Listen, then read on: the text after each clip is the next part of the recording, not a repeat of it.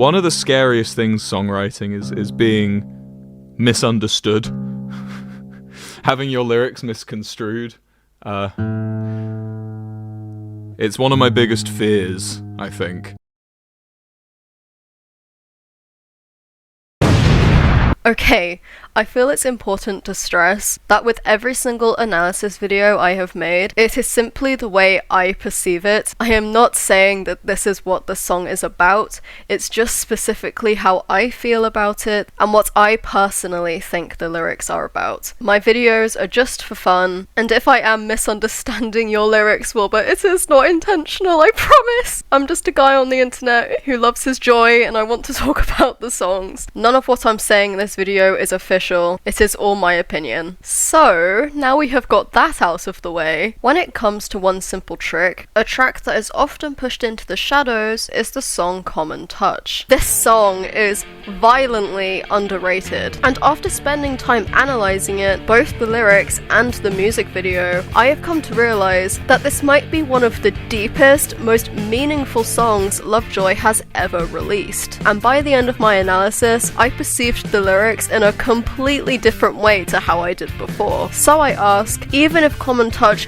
isn't one of your favourite Lovejoy songs, to give it a chance. Because the meaning of this song is so much darker than you may realise. This analysis is going to be touching on subjects such as poor mental health and the allegations. Moreover, I also consider myself as part of Wilbur's support squad, so if you don't support Wilbur, this might not be the best video for you. I have absolutely no issue with you, I just thought I would make that clear. Now let's get into the most overlooked Lovejoy song.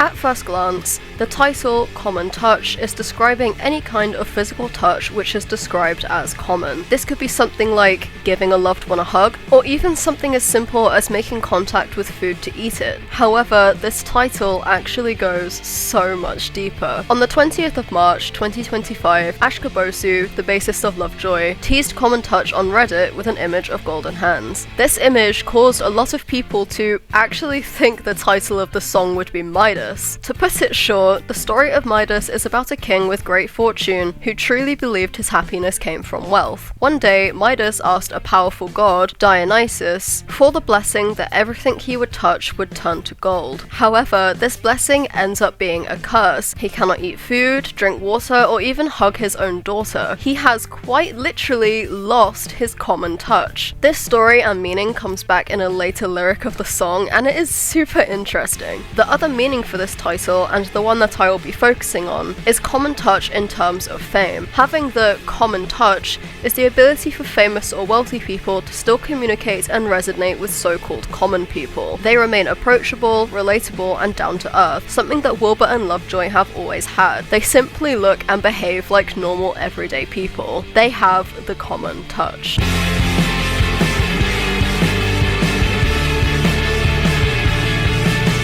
In the first line of this song, Wilbur is literally comparing himself to a radiator. First we had Air Turbine Burr, who I have seen everywhere, and now we have Radiator Burr. Wilbur is comparing himself to a bleeding radiator, with the first line, use that key and make me bleed, radiator. Use that key and make me bleed, radiator. For those who live in countries who don't have radiators, they are gas-powered, hot water systems used to heat up houses in England, Ireland, and many other countries in continental Europe. Sometimes, radiators can end up having trapped air, resulting in annoying noises and not heating up properly. To fix this issue, you have to bleed them using something called a radiator key. Radiator keys release any trapped air and water that are in the radiator so that it works again. In this line, as I stated previously, Wilbur seems to be comparing himself to a bleeding radiator. Use that key and make me bleed. So, okay, Wilbur is a bleeding radiator, but what does this mean? Well, if you look at it in a literal sense, Wilbur is saying he is broken, and as a result is getting the issue, the thing making him broken, bled out of him. Specifically pressure, trapped air. It really seems like a metaphor for issues building up within him, causing him to be broken. However, him saying that he is being bled like a radiator means means that this pressure is being leaked out of him, forcefully leaked out of him, in a way that is very gruesomely described. Is gruesomely a word? I don't think it is.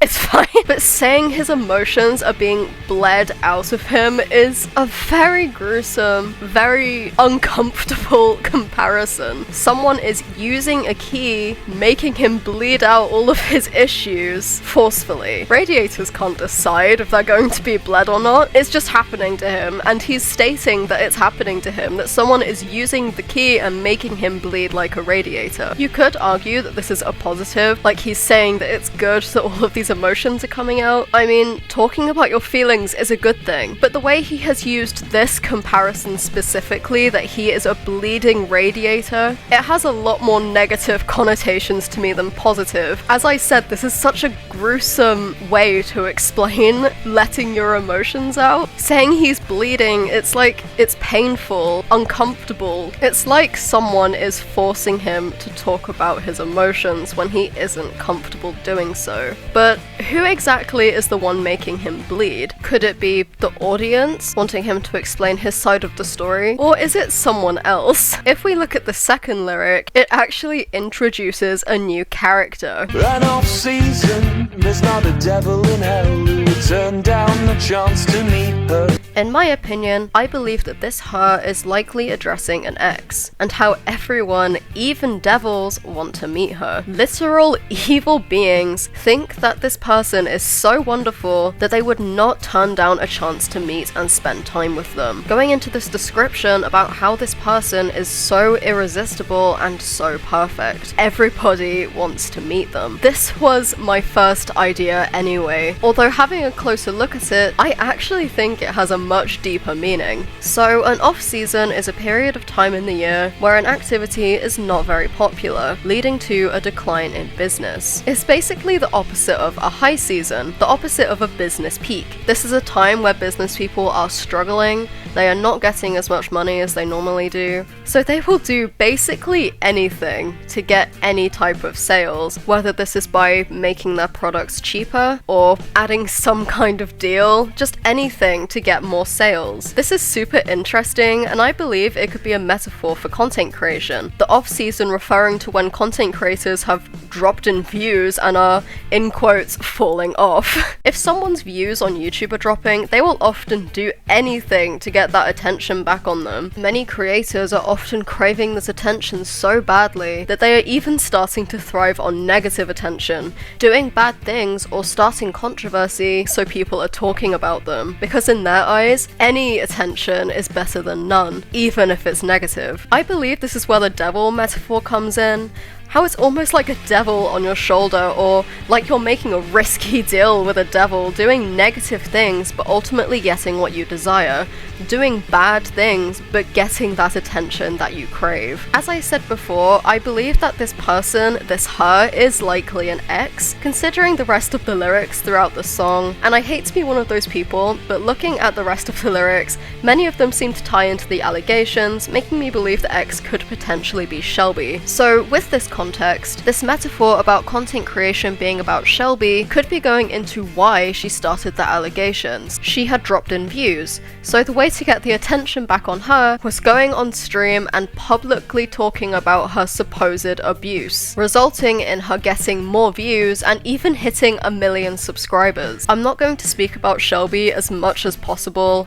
We don't know enough about what happened, and I don't want to suddenly act like I know everything when I do not. But as we continue with this song, I'm sure you will see what I mean and why I believe this ex is likely Shelby. And also, tying into this idea, I believe that the person making him bleed in the first line is likely Shelby. Just from the kinds of things she was saying about him, it just seems to match up in my eyes, which is unfortunate, but that's how it is. Shelby stated in her initial stream that Wilbur never spoke about his feelings and how he felt. Something which is very common in people with poor mental health struggles, especially men, unfortunately. And this line about him being bled like a radiator could be going into that discomfort, going into how painful and uncomfortable it is for him to talk about his feelings. That it feels like he's bleeding every time he does it. I'm always a bit nervous dropping solo music, because they're always so, like, vulnerable.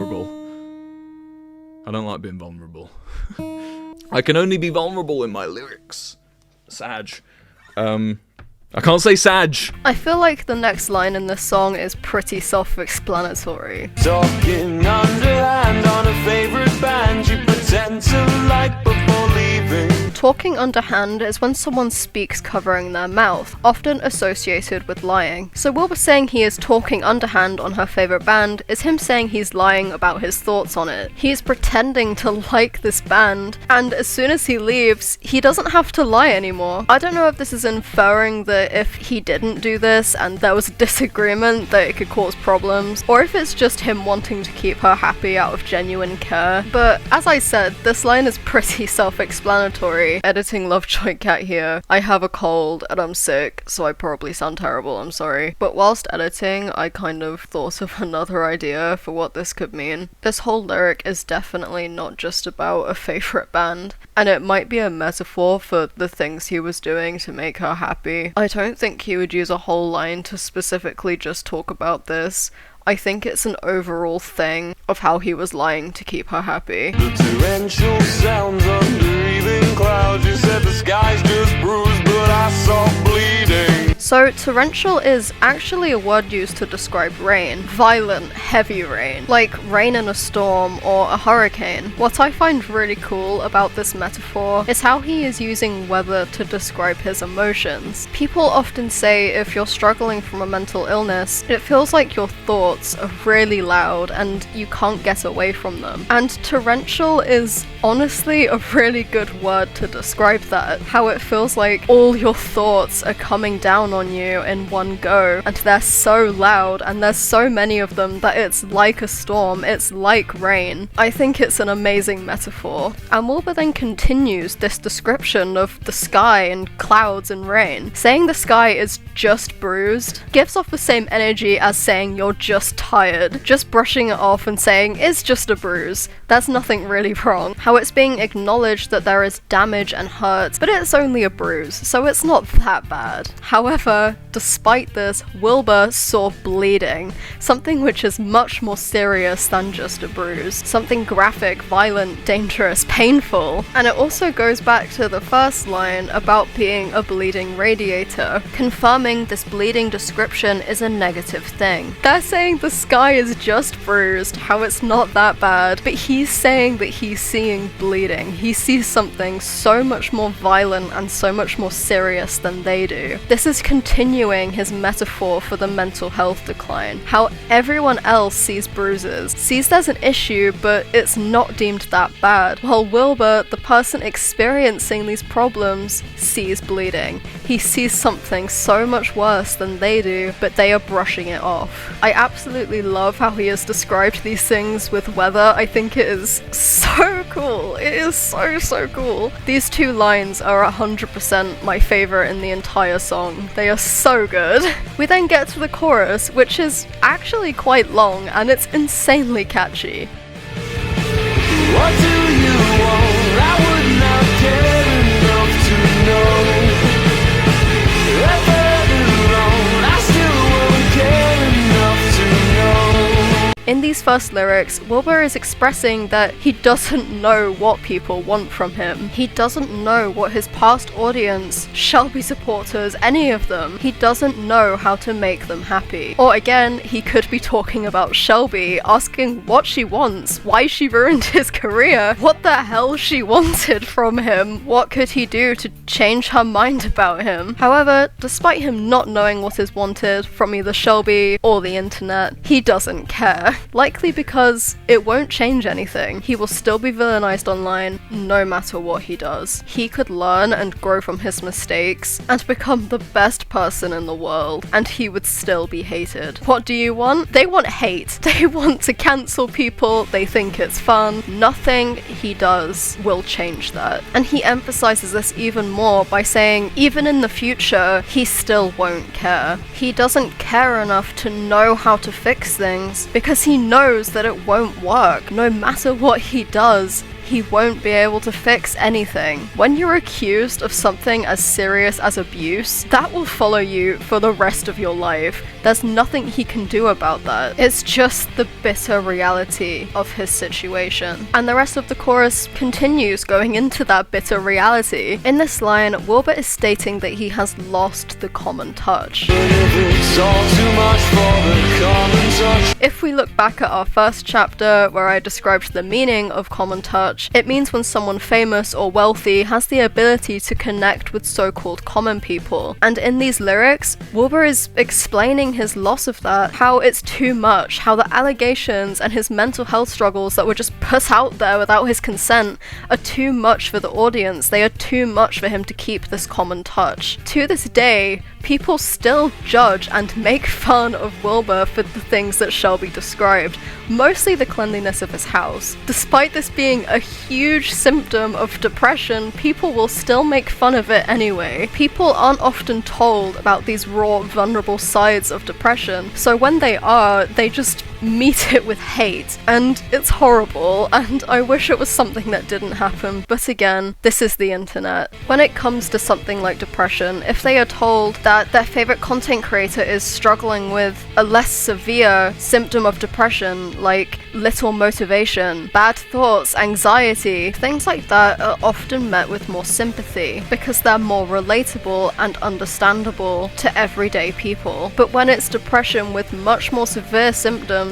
the symptoms that were described by Shelby that Wilbur was experiencing, a lot of them being things seen as negative, like deflection and poor cleanliness, that sympathy is immediately swept away, and he's immediately just called disgusting for having depression. And it drives me mental. It's so, oh my god. I'm going on a bit of a tangent and I realise that, but it drives me insane. But all of these issues from him, they were all too much for the common touch. He felt like he lost his common touch, his relatability, because of these issues and because of the allegations. It's too much for the relatability. It's too much for the common touch. This idea continues with the next line. Here, he is describing the things that he could do to try and fix everything. Continuously using the word could really emphasizes that these are genuinely things that could happen and things he could do, but things that he won't.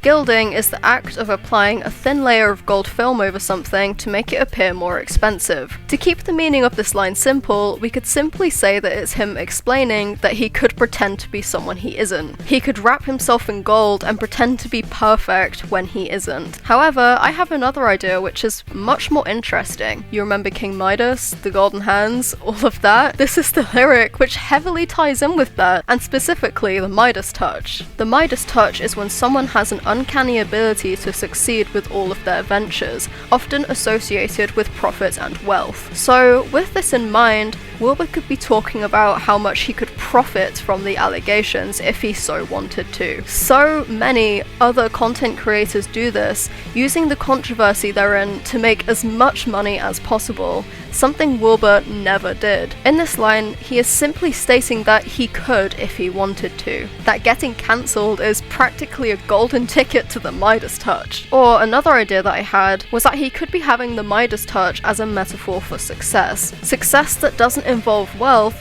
but success in being understood. The success he would get if he told his side. That is something he could do, but something that he has said he won't for his own privacy. Personally, this is the meaning that I resonate the most with. In fact, I think the rest of the chorus really backs this idea up. The rest of the chorus continues to go through things that he could do if he so wanted. I could lift you up, give a further thought. I could bleach your name in the crowd.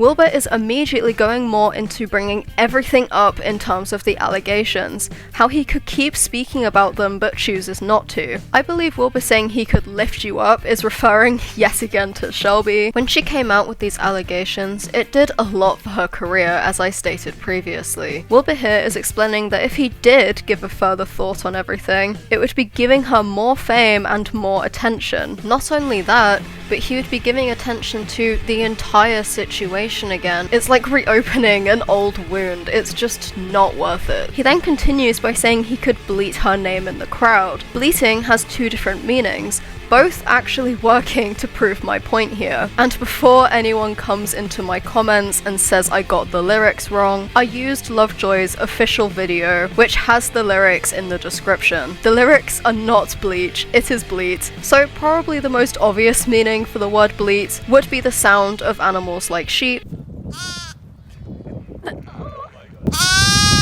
But bleating can also mean when someone whines and complains about something, basically being annoying. With these meanings in mind, what this is saying is Wilbur could desperately call Shelby's name in a crowd.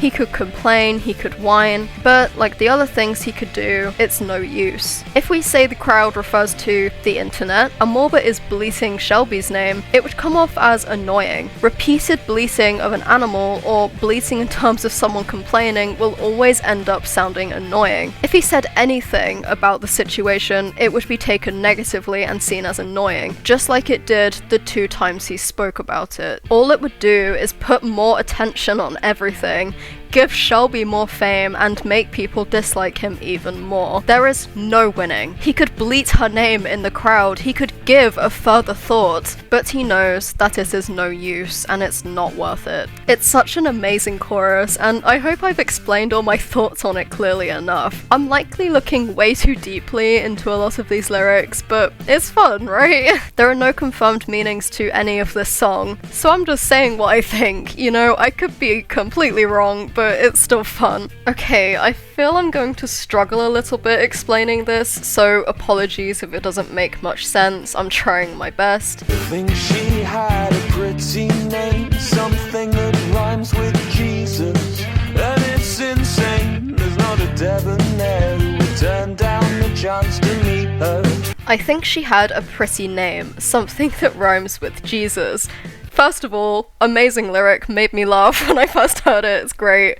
But this line is basically saying the only thing he remembers is that she has a pretty name and it's something that rhymes with Jesus, someone who is seen as good and peaceful. So a debonair basically means an attractive man, and Wilbur is stating that it is insane that there is not an attractive man who would turn down the chance to meet her. My main point with these 2 lyrics is that everybody thinks that she is good. So good that she is being compared to Jesus, someone holy and peaceful and kind. And Wilbur finds it insane.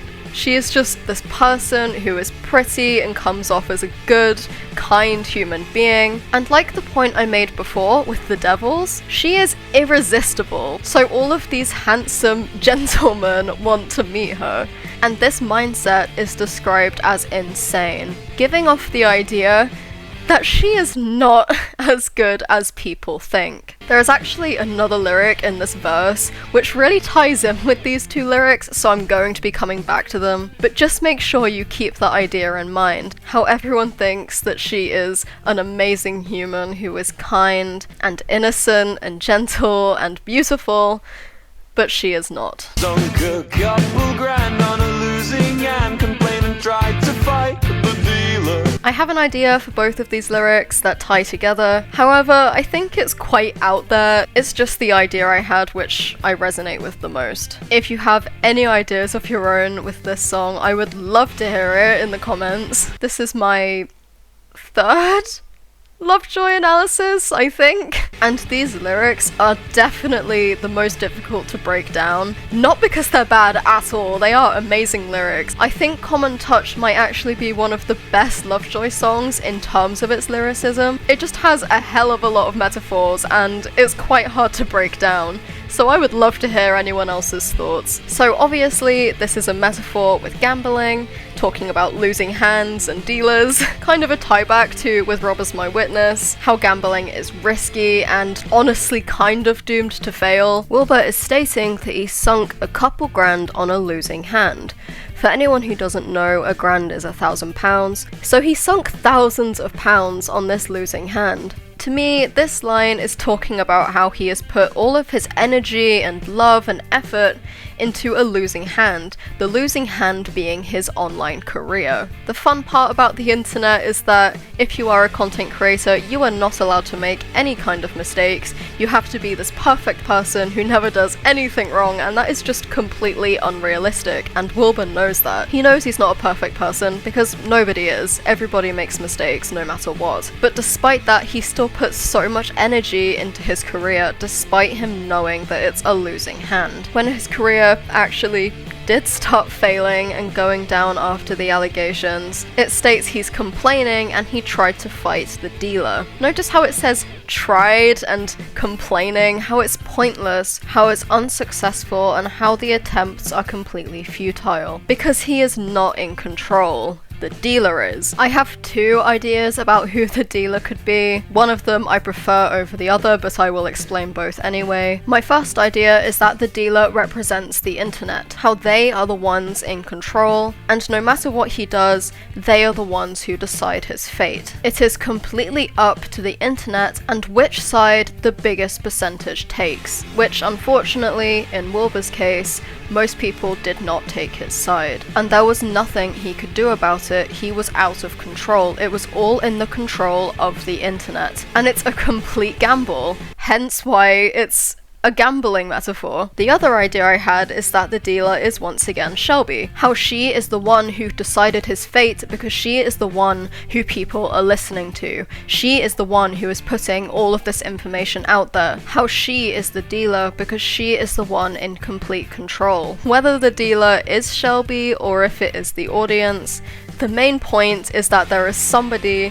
who has got all of this power over him, how he is not in control of what happens and what his fate is with his career, and no matter how much he fights, it's completely futile. He can put all of this energy into everything he's done, he can be passionate, he can say that he's going to improve, but it doesn't matter unless the dealer allows it. The next line goes kind of more into content creators and the ones that have been in a similar situation to Wilbur, how they have been accused of things and now just can't come back from it. The habitual rounds over burial ground. So habitual means repeated, basically saying that there are repeated rounds over burial grounds. I believe this is talking about how repetitive it is with people getting cancelled, how it's happening all of the time. Anyone does anything wrong and it happens yet again, their career being destroyed, not being forgiven or listened to, and being forgotten. So here he is mentioning that, how it's the repeated rounds over burial grounds. Burial grounds being these people who have had ruined careers, how their career is buried and they are gone and forgotten. It's the cycle of putting a couple grand in a losing hand, but it doesn't matter. And the dealer is the one in control, not you, even if you're the one making the content. My explanation for this next line is going to be very messy, but it is the line that relates to the Jesus, pretty name, whatever. The father, daughter, and the mother, Teresa, oh.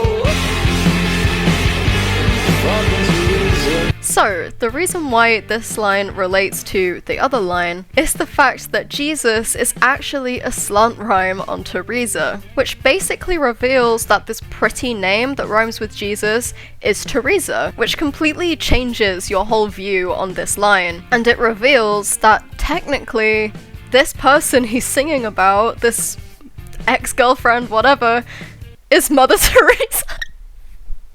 Is Mother Teresa. He is comparing whoever this she is in this song, who again I believe is Shelby, he is comparing them to Mother Teresa. So if we look at this line again, the father, daughter, and the Mother Teresa, fucking Teresa. The delivery in this line, especially the fucking Teresa, sounds very, very tired and just done with everything, which is very interesting and goes into my whole idea with this. So Mother Teresa is seen as a really good figure when she actually isn't.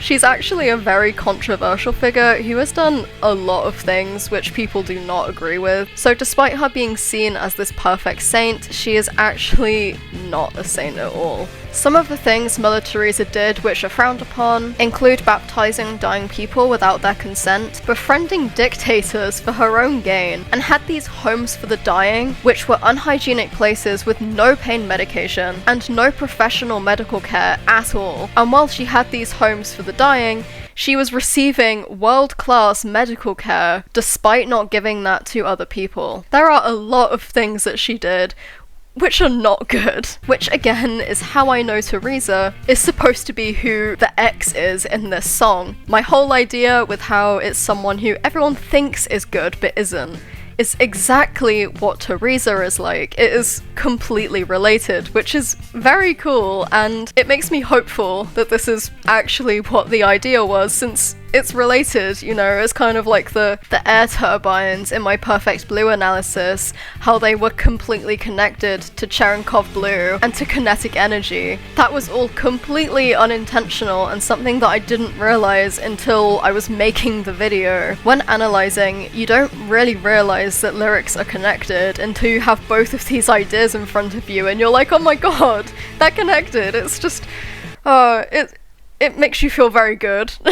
I'm very happy that I've discovered this between both of them. It's very satisfying. But yes, we're talking about Mother Teresa. Oh fucking Teresa, how, you know, he's tired of this, tired of people thinking that she's perfect. But who do we think the father and the daughter are? To me, I personally think it's the father being Wilbur, the daughter being the audience, and how the audience kind of had to pick between the father and the Mother Teresa, and how most of them went towards the Mother Teresa, Shelby, the person who everyone thinks is a perfect saint when she is not. It is an amazing metaphor, and it was so interesting to find out. I actually wouldn't have figured it out without one of my moderators, so thank you so much, Flam, for telling me that Teresa and Jesus are a slant rhyme.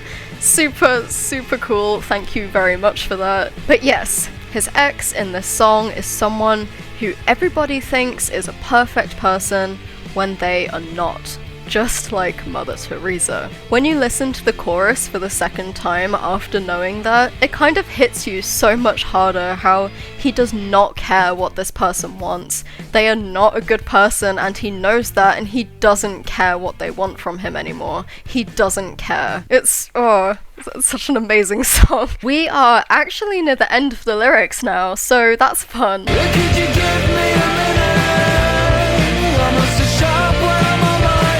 I believe these two lines are going into how Wilbur was feeling once the allegations first came out, when everybody found out and he was immediately bombarded with people telling him he needed to address this right now, he couldn't wait, and it's literally just him saying, give me a second. He wasn't doing well mentally at this time already, and now he's having all of this put on him, and it is literally in this lyric just saying, hold on. Him saying he's not so sharp when he's on his own is him saying he's not as quick-witted as he normally is because he doesn't have the support of the people around him. He is literally on his own.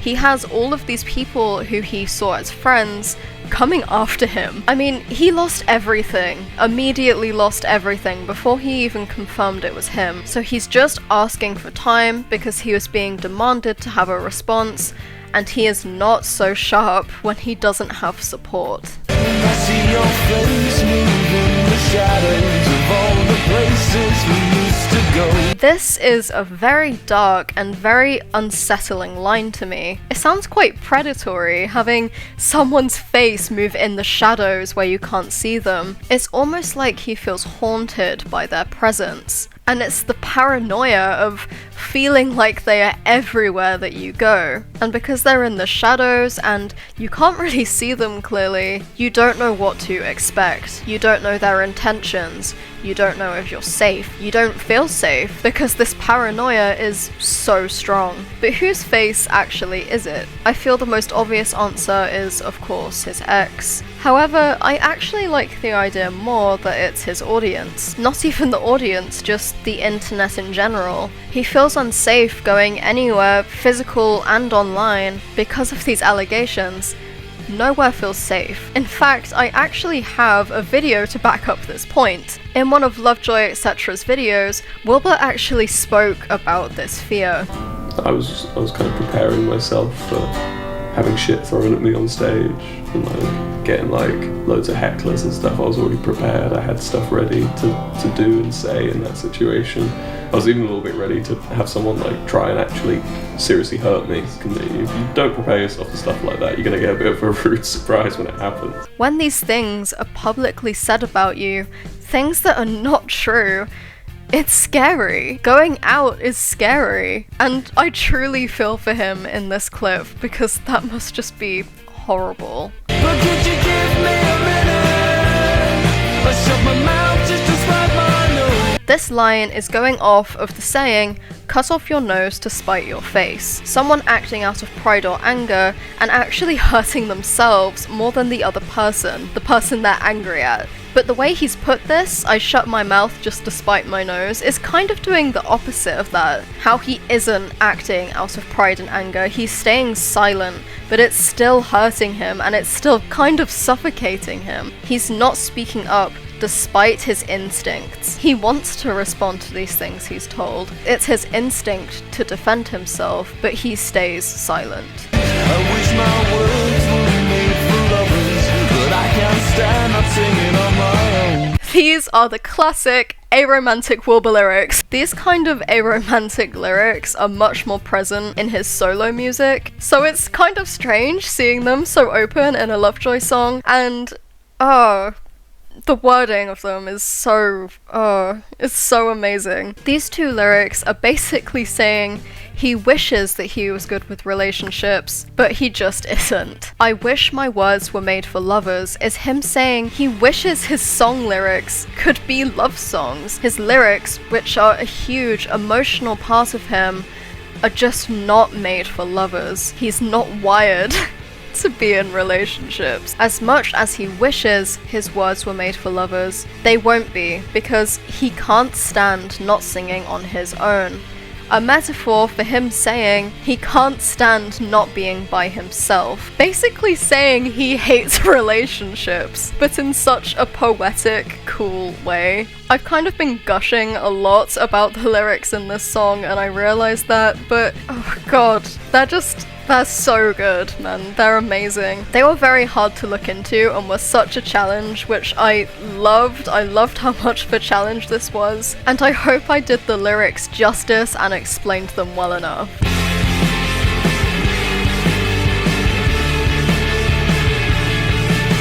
Okay, like my With Rob as My Witness analysis, as well as my Normal People Things analysis, I'm just going to be watching through the entire music video and commenting on the things I find interesting. So let's go. Oh my god, all the TV shows are so cool with all the band members. Oh, it's so cool, I love them. I don't have anything smart to say about them, I just think they're cool. Okay, you see that? That's so cool. Going back to the bleeding radiator line. Here is a bleeding radiator! It's not exactly someone bleeding it, but it is a radiator leaking, like a broken radiator. It definitely is referencing that lyric. Because yeah, even though it's not someone actually bleeding a radiator, it's leaking, which is much more interesting for a music video, I guess. So just having this dripping radiator showing it's broken, pretty cool. Okay, so there are way more frames later on which show this so much more clearly, but he is literally surrounded by books, and they are all coated in dust, like they haven't been touched in God knows how long. I think it's just such a cool and artistic way to represent how long Wilbur has been stuck in this chair. It just looks amazing. It was a really cool idea for the set. I'll talk about it again later when it's shown more, but very cool. Use that key and make me bleed, radiator. Wilbur's eyes are square. His pupils are square. And then if we watch a bit longer. An off season, there's not a devil in hell who would turn down the chance. He blinks and they're not square anymore, so this is so cool. This is clearly like a whole throwback to the saying of if you watch the TV too long, you get square eyes. So he's been watching the TV for so long that he's got square eyes. Very cool.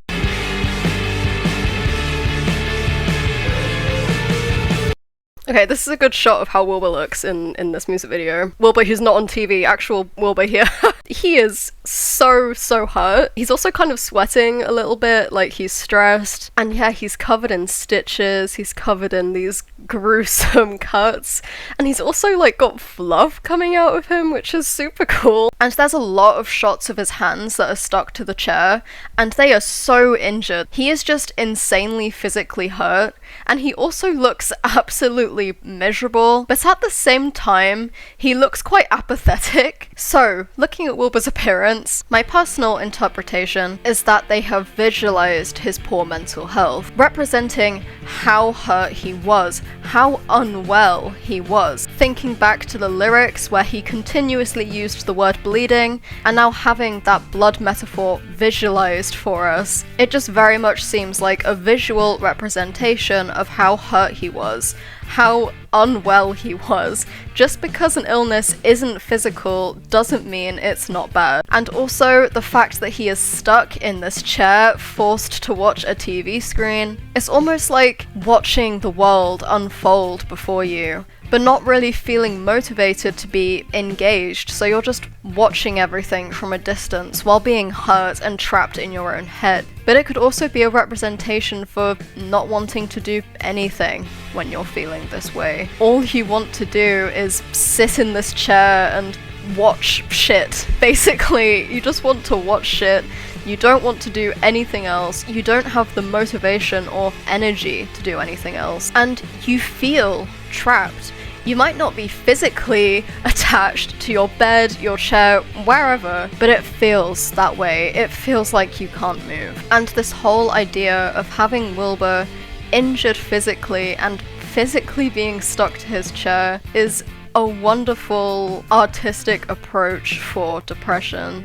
It's absolutely stunning. I love it so much. I also want to talk about how Wilbur is watching himself quite a lot in this music video. However, this version of him is completely pristine, smiling. The way I interpret this is that Wilbur is watching himself go through his every day-to-day life and watching himself with that mask, both in and out of content creation. He would have been masking for his content, and this could be him watching that back and how unsettling it might be for him, seeing and knowing how much he was pretending. But it also could be outside of content creation, how he's going through his day-to-day life, masking and pretending to be completely okay, when on the inside, he is completely broken, just like the Wilbur stuck in the chair is representing. And this is a bit of a stretch because obviously I don't know anything about Wilbur's mental health, but this whole idea kind of comes across as dissociation to me, how he's watching himself and what he's doing on a TV screen, but he isn't actually really engaged with himself, he's just watching as life goes by. Obviously I don't know if he has ever gone through dissociation. I just thought of that. Couple grand on a losing hand, complain and try to fight the dealer. The habitual rounds over burial grounds, a father-daughter. Okay, so that part's really cool. If we look back a little bit, it's actually the most replayed on the video, that's funny. So, with this bit with Mark, someone spills his drink and it gets kind of aggressive. And the TV is also glitching out a hell of a lot more. Things are just starting to go kind of wrong. There's also this angel here on the TV, and once things start to go bad on the TV, like after Mark gets angry, things like that on the TV, it starts shaking and this angel starts shaking. And then once the chorus starts, the angel falls and it completely breaks on the floor. So I believe the symbolism of this could be falling from grace. So how he was put on this pedestal, how he was like an angel, you know, put up high, and then as soon as these allegations come out, he is dropped and is suddenly evil, completely falling from grace. So once this angel falls, the programs on the TV are suddenly kind of horror-esque. They're much more aggressive. You can see the hands now have knives. There's a massive storm where Ash is playing a weatherman. It's just, there's things falling. There's even blood. It's very, very aggressive. The only channel that isn't horror is Wilbur and the band singing, kind of showing that they are still themselves. They aren't turning into this horror interpretation. They are staying themselves. Kind of going into how they never changed. Despite everything, they are still acting the same they always did. Once the TV turns to horror, you can see that Wilbur is now very uncomfortable. His whole expression is nervous, he's blinking a lot, but again, he is forced to sit here. He is attached to this chair, he is forced there, he cannot move, he's being forced to watch what's happening on the TV, which might seem reminiscent of how he was forced to watch his career completely fall apart, how he's forced to sit here, forced to watch everything completely fall apart in front of him, how all these TV shows are suddenly falling apart, and how he is being forced to watch all of it happen. And this part also really makes me feel that way, because you can see it's zooming into the TV and it's getting distorted, like, it's so stressful.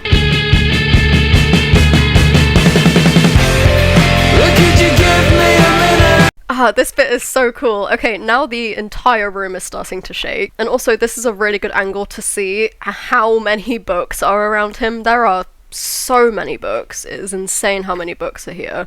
I really thought deep about what these books could mean, but honestly I'm not 100% sure. As I said before, they're very dusty, so it could literally just be more of an interpretation for how he is stuck here. But I also had another idea actually that just came to mind. So he has all of these books around him, all of these things that he could do, but instead of doing those things, instead of reading, he is looking at the TV. Although actually that doesn't make much sense because he's literally stuck to the chair. He couldn't really read anyway. So in that case, maybe it's like almost teasing, it's tantalizing him how there's other things he could do around the area, but he is still being forced onto these allegations. Like how there's so many plans and things he wants to do, but he can't do them. I'm not 100% sure. I'd love it if anyone else has interpretations about the books that you want to put in the comments. But yeah, this is the part that's super cool. This is my favorite part of the music video. The whole room is now shaking, and he is screaming right now. It is so cool. The whole room is red, everything's flickering. He was already struggling. He already felt trapped, hurt, struggling with things like depression, and then suddenly the media goes wrong. Everything starts to go wrong and his career starts falling apart before his eyes. And now he's suddenly having to try and fight it off, and his whole world is falling apart. It's not just in the media now. It's not just his career, it is himself. He is falling apart. It's also super interesting how he is screaming the "could you give me a minute" line.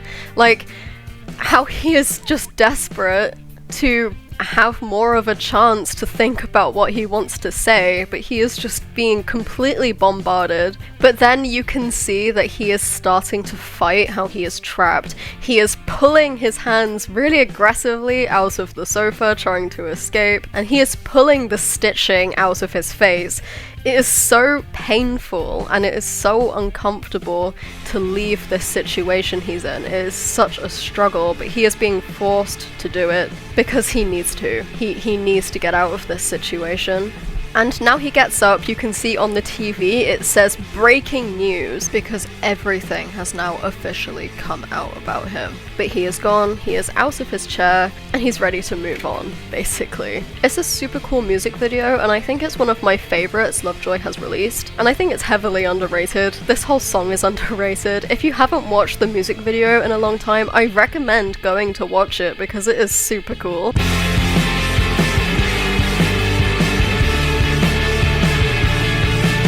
In conclusion, Common Touch is a song about depression, difficulty in relationships, and the struggle Wilbur faced once the allegations came out, going into his mindset and understanding how unwell he was, and how much worse it got once everything came out, explaining how he felt he lost the common touch because everything he had experienced was unable to be resonated with, and of course his struggle with relationships and how despite trying his best, he always ends up struggling in them. I think we could learn a lot from this song. Learning things like not judging others because we haven't experienced what they have, not pressuring content creators to immediately respond to difficult situations, and most importantly, to always make sure you get help if you are struggling. Thank you so much for watching this video. Apologies for how long it has taken. I've been in and out of hospital and kind of unwell for quite some time now, and I was struggling to consistently work on the video. Moreover, I wanted to keep everything as respectful as possible, and I truly hope I have achieved that. I had absolutely no motivation to edit, and then the lovely Wilbur himself suddenly hit me with a wave and it came back. Hello, Lovejoy cat, by the way. If you're watching again, Wilbur, thank you for everything you do for us, and I'm glad you're doing better now. Thank you again for watching, and I hope you have a good day or night or whatever, and I will see you soon. Look at you